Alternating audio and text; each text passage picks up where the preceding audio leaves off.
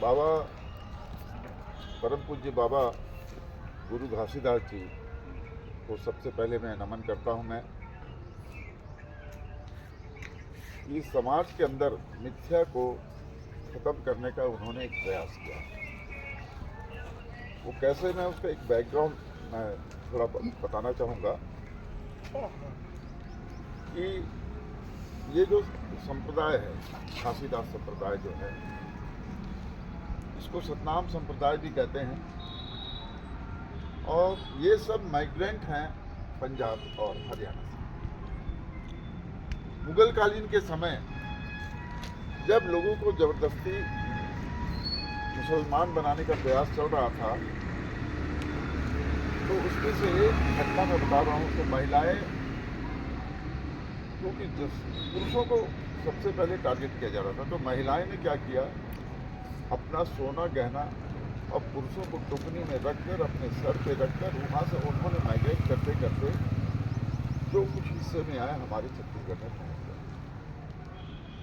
छत्तीसगढ़ में पहुँचने के बाद फिर उनमें से एक संत ये बाबा गुरु घासीदास जी निकले और उन्होंने इस संप्रदाय को चालू किया। तो मूर्ति पूजा की मतलब और सतनाम संप्रदाय इसलिए क्यों कहते हैं कि क्योंकि ये मूलतः पंजाब की ओर से निकला हुआ है।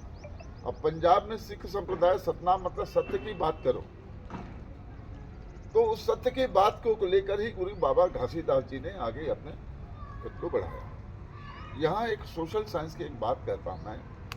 लोग कहते हैं सतनामी यानी छोटी जाति, लेकिन आपको इसमें एक बात बता दूं, उसमें घासीदास संप्रदाय को मानने वालों में टंडन भी लिखते हैं, चतुर्वेदी भी लिखते हैं, त्रिवेदी भी लिखते हैं, जोशी भी लिखते हैं, भारद्वाज भी लिखते हैं। हाँ, और कई आते हैं गुरु। तो मैं ये कहना चाहूँगा कि सतनामी छोटी जात नहीं होता है।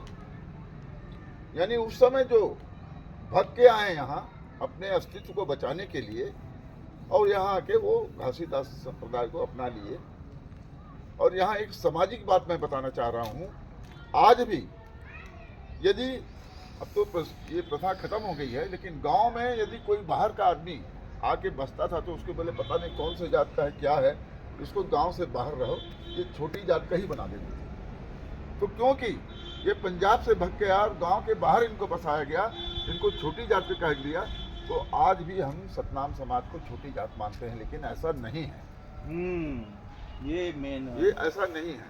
इसमें एक उदाहरण जोड़ता हूँ, चमार शब्द। चमार कहाँ से आए हैं? चंवर वंश, राजा चंवर। बाप रे। अब इसकी कहानी पे नहीं जाएंगे, सिर्फ बाबा के बारे में बोलूँगा।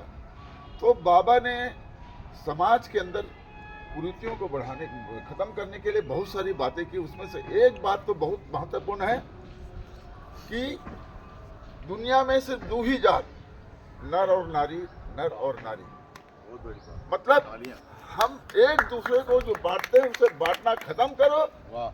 दुनिया के अंदर दो ही जात है, नर और नारी, नर और नारी। ये कितनी बड़ी बात है समाज सुधार के लिए।